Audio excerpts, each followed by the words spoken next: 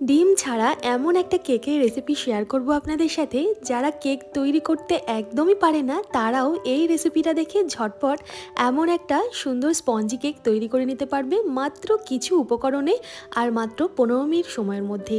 নমস্কার বন্ধুরা, আমি বন্দনা।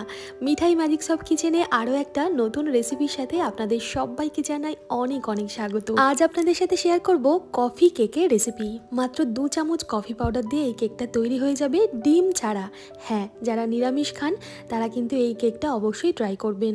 ডিম ছাড়া এই কেকটা এত সুন্দরভাবে তৈরি হয় আর এতটাই সুন্দর লাগে খেতে, একবার অন্তত না বানালে আপনারা বুঝতেই পারবেন না।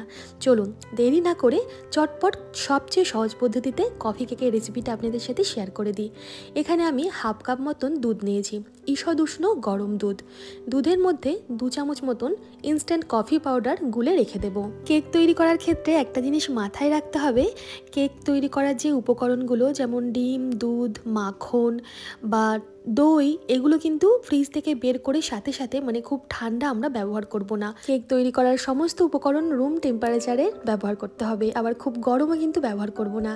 কফিটা আমি গুলে রেখে দিলাম ঠান্ডা হওয়ার জন্য। এইবার দেখুন একটা বাটিতে আমি সব কিছু একটু মেপে মেপে নেব। 1 কাপের থেকে একটু কম টক দই নিলাম, রুম টেম্পারেচারে থাকা টক দই। আর এখানে চিনিটা গুঁড়ো করে নিয়েছি, মিষ্টিটা আপনারা আপনাদের স্বাদ অনুযায়ী দেবেন। আমি যতটা টক দই দিয়েছি ততটাই চিনি গুঁড়ো দিয়েছি, চাইলে এখানে আরও একটু চিনি গুঁড়ো আপনারা বাড়িয়ে দিতে পারেন। 2 চামচ মতন ভেজিটেবল অয়েল দিয়েছি আর সামান্য একটু ভ্যানিলা এসেন্স দিয়েছি। এইবার সব কিছু খুব ভালোভাবে একটা হ্যান্ড হুইস্কের মাধ্যমে ফেটিয়ে নিতে হবে। এই ফেটিয়ে নেওয়াটাও কিন্তু একান্তই জরুরি। একটা ক্রিমি টেক্সচার চলে আসবে দেখবেন, যখন এই তেল, চিনি, টক দইটা ভালোভাবে ফেটানো হয়ে যাবে তখনই মনে করতে হবে যে আমাদের ফেটানোটা খুব ভালো হয়েছে। খুব ভালোভাবে সব কিছু ফেটিয়ে নিয়ে এবার শুকনো উপকরণগুলো মেলাবো। যেই কাপ মেপে দই দিয়েছি ওই কাপেরই উঁচু উঁচু 2 কাপ মতন ময়দা দিলাম, হাফ চামচ মতন দিলাম বেকিং পাউডার, আর হাফেরও হাফ মানে একটা চামচের 4 ভাগের 1 ভাগ দিয়ে দিলাম বেকিং সোডা, আর সামান্য একটু লবণ দিলাম, যে লবণ আমরা ঘরে খাই। লবণটা দিয়ে কেকটা তৈরি করবেন, স্বাদ ভালো হবে। আর যদি আপনারা মাখনটা ব্যবহার করেন কেক তৈরি করার ক্ষেত্রে, তেলের জায়গায় লবণ সহ যে মাখন, তাহলে আর লবণটা ব্যবহার না করলেও চলবে। এই সব উপকরণগুলো চেলে নেওয়াটা দরকার। চেলে নিলাম। দেখুন শুকনো উপকরণগুলো একটু হালকা হাতে আস্তে আস্তে মিলিয়ে নিচ্ছি। হালকা হাতে মিলিয়ে নেওয়াটা দরকার, না হলে দলা পাকিয়ে যেতে পারে। আর এই যে কফিটা তৈরি করে রেখেছিলাম যে দুধটার মধ্যে গুলে, সেই কফি গোলা দুধটা ঠান্ডা হয়ে যাওয়ার পর অল্প অল্প করে মেলাবো। একবারেই সব দুধটা দিয়ে দেবো না, যেটুকু লাগবে সেইটুকু অল্প অল্প করে মেলাবো। আবার যদি মনে হয় যে লাগবে দুধ, তাহলে আবারও অল্প অল্প করে দুধটা দেবো। আর এক হাত দিয়ে এইভাবে একটা সিলিকনের স্প্যাচুলার সাহায্যে হালকা হাতে এগুলো প্রথমে মিলিয়ে নেব, যাতে কোনো লাম্পস বা দলা না পাকিয়ে যায়। এই সিলিকনের স্প্যাচুলাটা দিয়ে একবার মিলিয়ে নেওয়ার পর আবারও হ্যান্ড হুইস্কের মাধ্যমে এটা আমি ভালোভাবে একটু ফেটিয়ে নেব।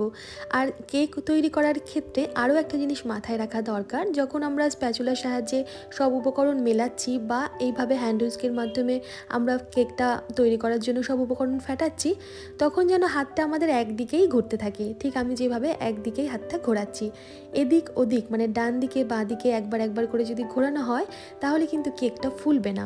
এটা মাথায় রেখে কেকটা তৈরি করলেই কেকটা কিন্তু আপনার পারফেক্ট হবে। দেখুন হাত দিয়ে আমি একদিকেই ঘোরাতে থাকছি। আর একটা জিনিস, এখানে চাইলে আপনারা বাচ্চাদের পছন্দ মতো চকো চিপসও একটু অ্যাড করতে পারেন, খেতে কিন্তু খুব ভালো লাগবে। দেখছেন তো দুটো ছোট ছোট হাত এখানে আসছে যাচ্ছে, মিঠাইয়ের হাত। এটা অনেকক্ষণ থেকে দাঁড়িয়ে দাঁড়িয়ে মায়ের কেক তৈরি করা দেখছে, আর হাত দুটো নিষ্পিস করছে কখন মাকে একটু হেল্প করতে পারবো। খুব পছন্দের কাজ ওর সব ওই ইনগ্রিডিয়েন্টগুলো একসাথে মিক্স করা। তো আমি আর ওকে দিলাম না, আমি তৈরি করছি। এবার দেখুন সব কিছু ভালোভাবে মিক্স করার পর ক্রিমি একটা টেক্সচার তৈরি হয়েছে। একেবারে ব্যাটারটা ঘনও হয়নি খুব, আবার পাতলাও হয়নি। ব্যাটারটা দেখে আপনারা বুঝতেই পাচ্ছেন। এবার কেকটা বেক করার জন্য আমরা মোল্ডে ঢেলে নেব। আমার কাছে অ্যালুমিনিয়ামের ফয়েল আছে একটা লম্বা, আমি তার মধ্যেই ঢেলে নিচ্ছি। আপনাদের কাছে যে কোনো শেপের অ্যালুমিনিয়ামের ফয়েল বা অ্যালুমিনিয়ামের মোল্ড থাকলে তার মধ্যে আপনারা এই পুরো ব্যাটারটা ঢেলে নেবেন। তারপর এইভাবে দেখুন একটু ট্যাপ ট্যাপ করে দিতে হবে, তাহলে ভেতরের হাওয়াটা বাইরে বেরিয়ে আসবে, কেকের ভেতরে কোনো ফাঁকা থাকবে না, মানে কেকটা তৈরি হয়ে যাওয়ার পরেও। আর মিঠাইয়ের আবদারে একটা আলাদাভাবে আমাকে তৈরি করতে হচ্ছে কাপ কেক। ওই ব্যাটারটাই একটা ছোট্ট অ্যালুমিনিয়ামের ফয়েলে দিয়ে ওপর থেকে ওর পছন্দের একটু চকলেট চিপস আমি দিয়ে দিলাম। আর তারপর এই দুটো একসাথেই আমি বেক করব আজকে আজকে গ্যাসেই বেক করে আপনাদের দেখাচ্ছি। দেখুন একটা তাওয়া নিয়েছি, এটা আমার বাতিল তাওয়া, এটা কেক তৈরি করার জন্য ইউজ করি। আমি তাওয়ার উপরে লবণ রেখে দিয়েছি। 25শে ডিসেম্বরে কিছু কেক আমি বেক করেছিলাম, লবণটা এর মধ্যে রয়েছে। আর এই লবণটা আগে থেকে একটু গরম করে নেব। এই ধরুন 5-10 মিনিট যদি গরম করে নেওয়া যেতে পারে তাহলে ভালো হয়। তার উপরে একটা স্ট্যান্ড বসিয়ে দিয়েছি আমি, আর তার উপরে এই দুটো কেকের যে ফয়েল, তাই সেই ফয়েলগুলো দিয়ে আমি ভালোভাবে এটা ঢেকে দেব। তাওয়াটা পুরোটা কভার করবে এমন কোনো বড় পাত্র দিয়ে এটা ঢাকতে হবে। তো দেখুন আমি একটা বড় গামলা দিয়ে এটা ঢেকে প্রথমে হাই ফ্লেমে রেখেছি 5 মিনিট, তারপর ফ্লেমটা কমিয়ে আরও 5 মিনিট আমি বেক করে নিয়েছি। দেখুন এখানে আমি 10 মিনিট পর চেক করছি। 10 মিনিট পর একটা কাঠি আমি বড় কেকটার মধ্যে দিয়ে দেখছি এই কেকটা কিন্তু এখনও কিছুক্ষণ বেক হয়নি এখনও এটা, কারণ কাঠির মধ্যে কেকের ব্যাটার একটু লেগে গিয়েছে। বড় কেকটা কাঁচাই আছে। আর ছোট কেকটা চেক করে দেখছি যখন, দেখুন কাঠিতে কোনো ব্যাটার লেগে নেই, ছোট কেকটা তাড়াতাড়ি তৈরি হয়ে গিয়েছে। যেহেতু ছোট পাত্রে এটা তৈরি করা হয়েছে আর অল্প করে ব্যাটার দেওয়া আছে, তাই ছোট কেকটা তৈরি করতে মাত্র 10 মিনিট সময় লাগবে। মানে আপনারা যদি এই একই ব্যাটার ছোট ছোট 3-4টে কন্টেনারে দিয়ে তারপর বেক করেন একসাথে, কিন্তু 10 মিনিটের মধ্যেই আপনার সব ছোট ছোট কেকগুলো তৈরি হয়ে যাবে। আর বড় কেকটা বেক করার জন্য আবারও আমি গামলাটা ভালোভাবে ঢাকা দিয়ে দিলাম।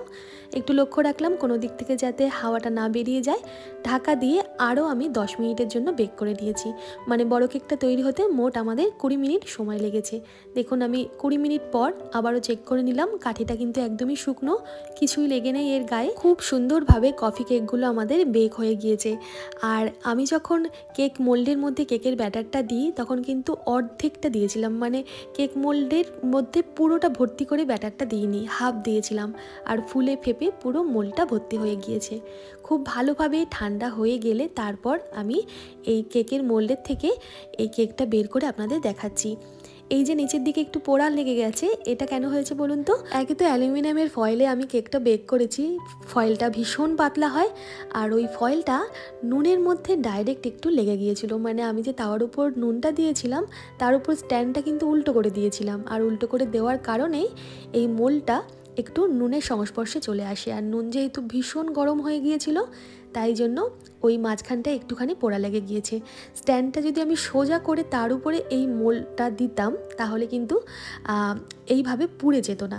তো আপনারা এই ব্যাপারটা একটু লক্ষ্য রাখবেন। যদিও খুব বেশি পোড়েনি, সামান্যই পুড়েছে। আর খুব বেশিক্ষণ যদি আমি ওই মোলটা রেখে দিতাম লবণের উপরে তাহলে আরও একটু পুড়ে যেত। তাও কেকটা বেশ সুন্দর তৈরি হয়েছে, স্পঞ্জি, নরম, তুলতুলে, সুন্দরভাবে বেক হয়েছে। আর আমি কম মিষ্টি দিয়ে তৈরি করেছি, যেহেতু মিষ্টিটা কম খাই বলে। আপনারা চাইলে মিষ্টির পরিমাণটা একটু বাড়িয়ে দেবেন। আর কত সুন্দরভাবে সামান্য কিছু উপকরণে ঘরেই চটপট তৈরি হয়ে যায় এমন একটা কেক, যেটা চায়ের সাথে খেতে তো আমার অপূর্ব লেগেছে। আপনারা চাইলে কফির সাথেও সার্ভ করতে পারেন, বাচ্চাদের স্কুলের টিফিনেও দিতে পারেন। কফির ফ্লেভারটা কিন্তু খুব সুন্দরভাবে আসে। আর দেখুন মিঠাইয়ের জন্য স্পেশাল যে কেকটা আমি তৈরি করেছি কাপে করে, সেই কেকটা একদম পারফেক্ট হয়েছে, স্পঞ্জের মতো নরম, তুলতুলে আর খুবই টেস্টি। মেয়ে তো খুব পছন্দ করেছে। আপনাদের কেমন লাগলো আজকের রেসিপিটা অবশ্যই কমেন্ট করে জানাবেন। এখনও না বানিয়ে থাকলে এই রেসিপিটা দেখে আপনারা বানান, আশা করি বাচ্চা থেকে বড় সকলের এই কেকটা ভালো লাগবে। ঠান্ডার মধ্যে আপনারা কিন্তু 7-8 দিনেরও বেশি ফ্রিজের বাইরে সংরক্ষণ করে এটাকে খেতে পারেন। আমার উপস্থাপনা বা আজকের রেসিপিটা আপনাদের কেমন লাগলো একটা কমেন্টের মাধ্যমে জানাবেন। ভালো লাগলে একটা লাইক আর শেয়ার করতে ভুলবেন না। সবাই খুব ভালো থাকবেন, সুস্থ থাকবেন। ফিরে আসছি খুব তাড়াতাড়ি। ধন্যবাদ।